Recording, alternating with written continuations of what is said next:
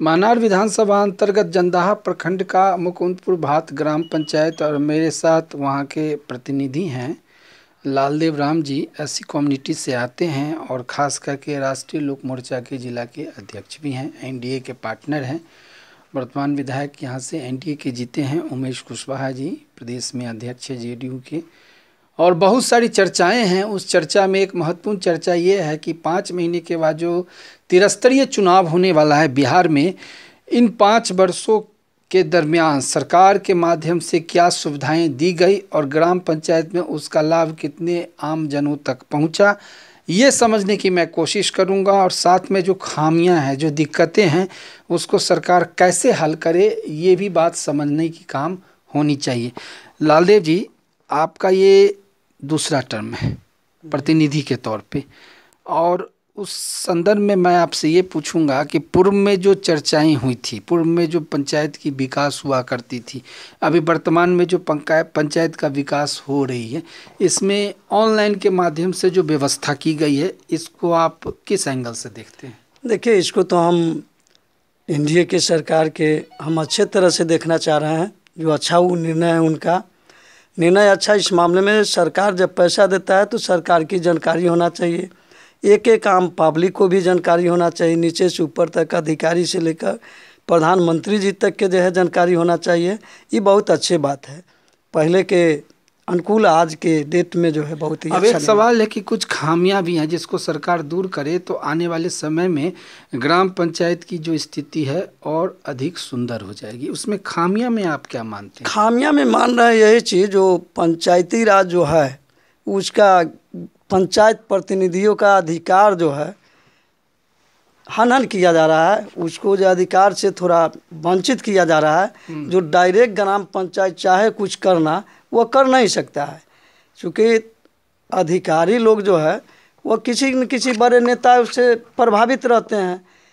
और कोई ज़रूरी नहीं है जो इस ज़िले में सभी मुखिया कोई एनडीए के ही लोग हों, हम तो एनडीए के हैं, कोई दूसरे दल के भी हैं, कोई विधायक दूसरे दल के हैं तो एमपी दूसरे दल के हैं, लेकिन हमारी संजोग है हमारी पंचायत के या हमारे एनडीए के ही सांसद विधायक सब चीज़ है, यहाँ सरकार भी है मेरा। तो ये चलते हम सरकार से यह कहना चाह रहे हैं आप के माध्यम से, जो निर्णय लेने का ग्राम पंचायत का, इसको जो है जो ध्यान दे ताकि विकास के गति बढ़ सके। मतलब ग्राम पंचायत का जो राष्ट्रपिता महात्मा गांधी का जो सपना था, ग्राम सरकार सपना जी, उसकी वापसी आप चाह रहे हैं? हाँ, वापसी आप निर्णय लेने के लिए पंचायत का मुखिया खुद निर्णय ले कि उसके पंचायत में क्या रिक्वायरमेंट है, सड़क बनाना है, नाला बनाना है, घर देना है, पगडंडी बनाना है, तो ये चीज की आप मांग कर रहे हैं? मांग करना। अच्छा, दूसरी बात कहेंगे कि पलायन को लेके इस बार राजनीति हुआ और बहुत भयंकर इस पे डिबेट भी हुआ, लेकिन प्लान रुके कैसे, इसमें मनरेगा भी एक महत्वपूर्ण विषय है, आंशिक विषय है। जैसे तो मनरेगा के मामला में मेरा कहना है, जो हम भी दलित परिवार से आते हैं, चूँकि तो उसे भुक्तभोगी है, और सरकार जो मनरेगा चला रहा था, सरकार के द्वारा जो चल रहा था मनरेगा, यह बहुत अच्छा था, उसमें गरीब का बहुत राहत मिलता था। और राहत मिलता था जो मनरेगा बंद है, आज मनरेगा बंद है और समय से भी मनरेगा का पेमेंट भी नहीं हो पाता है, जिससे जो है लोग को जो है कठिनाई होता है।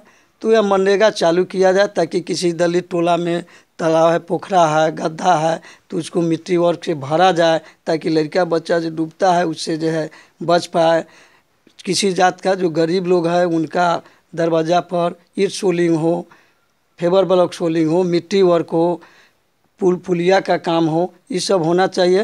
ये ग्राम पंचायत के राशि को जो है बढ़ाना चाहिए सरकार के, और समय से भुगतान होना चाहिए। साल भर 6 महीना लग जाता है और भुगतान भी नहीं हो पाता है, जिसके कारण लोगों को फजियत करना पड़ता है। अब एक विषय ये भी है कि गवर्नमेंट ने हैंड तो आप लोगों को अच्छा खासा दे दिया, लेकिन उस हैंड की मॉनिटरिंग शायद प्रखंड ही करता है, ये सच्चाई है क्या? ना, हैंडलिंग तो स्वाभाविक है, मॉनिटरिंग करना चाहिए, ये तो सरकार के हम तो मान लेते हैं भी मॉनिटरिंग करना चाहिए। काम क्या रह जाएगा? मॉनिटरिंग करना चाहिए, काम का मॉनिटरिंग करना चाहिए, जो हमने पैसा दिया वो ज़मीन पर खर्च हुआ या ना हुआ।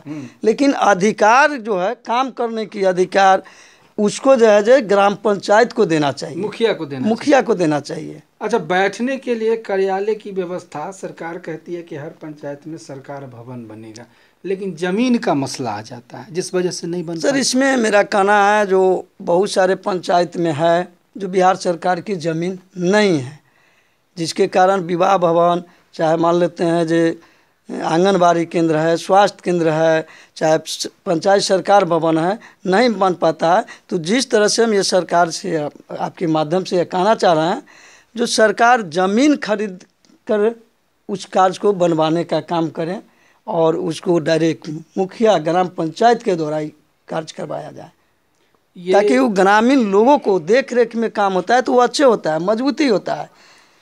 5 वर्षों में अगर उपलब्धि की आपसे हम चर्चा लें, जो 5 साल गुजरा है, पिछले 5 साल नहीं, इस 5 साल में तो 2 करोड़ के आसपास आपके पंचायत को राशि आवंटन किया गया, जैसा आपने जानकारी दिया, और उसमें सरकार के गाइडलाइन से काम हुआ।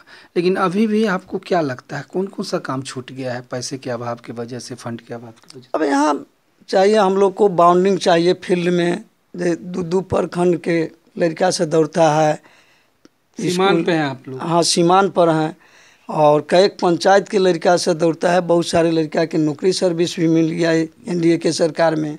तो वहाँ पर जो है खेल कूद के भी व्यवस्था हम लोग करें, बैठने की व्यवस्था करें, चारों तरफ से पेड़ पौधा लगाए, वहाँ पर बाउंड्रिंग हो, ये सब चीज़ हो। तो इसके लिए धन चाहिए।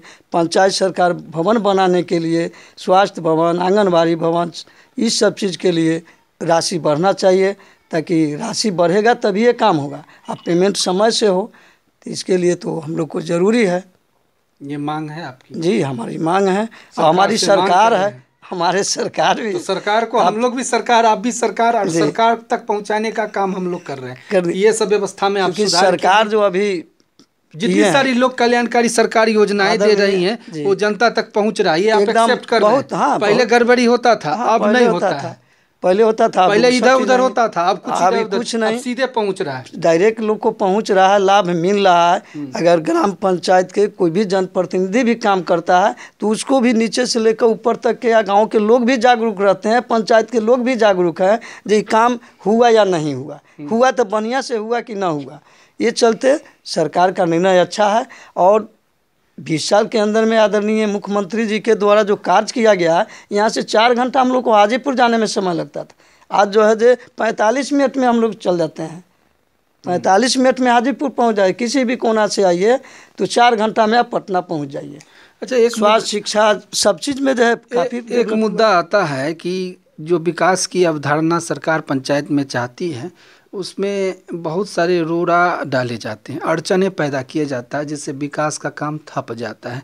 तो इसमें आपको भी ऐसा लगता है कि 5-10 साल में आप भी इसके अनुभवी हैं? नहीं, हमारे पंचायत में अभी तक के हुआ है जो 12 जात में सभी सहयोग के साथ सभी लोग सहयोग किया है, कहीं कोई तरह के विरोध नहीं हुआ है। काम हम लोग किसी साइडों पर नहीं गए हैं, केवल मटेरियल सामान बेच देते हैं। भाई आप लोग लोकतांत्रिक ढंग से, अपने ढंग से आप लोग काम कराइए, ताकि वह काम टिकाऊ रहे। हर जगह आपका जो भी योजना है वहाँ शिलापट वगैरह वो? हाँ, सब जगह हम लगाए हुए हैं, सब जगह लगा हुआ है।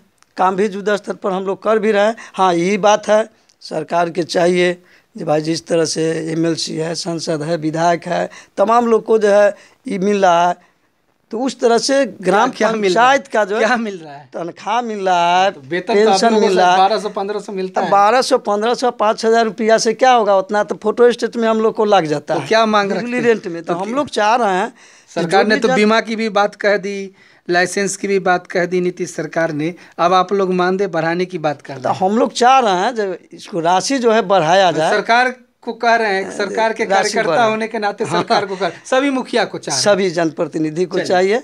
चलिए धन्यवाद, आप लोग आए इसके लिए जो है धन्यवाद।